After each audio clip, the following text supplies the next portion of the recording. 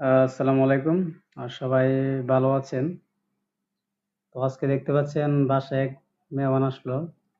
আমার বন্ধু। আমরা প্রায় একসাথে পড়ালেখা করতাম প্রায় ক্লাস 1 থেকে। তো উনি এখন বাংলাদেশ, সিলেটের বৃহত্তর যে সিলেট, এখানে উলিপুর স্কয়ার কোম্পানিতে কর্মরত অবস্থায় আছে। আসলে প্রত্যেক মানুষ আমরা যারা থাকি না কেন, যারা স্টুডেন্ট লাইফে যারা ছিলাম, অনেকে অনেকটা কাজে ব্যস্ত হয়ে পড়েছে।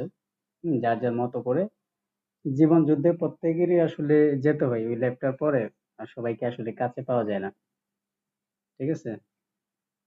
তো আচ্ছা, ওনার নাম হচ্ছে মোহাম্মদ আকরাম মিয়া। আহ, বন্ধু, কি অবস্থা যদি একটু বলতে? এই তো আছি আলহামদুলিল্লাহ ভালো আল্লাহ তাআলার রহমতে।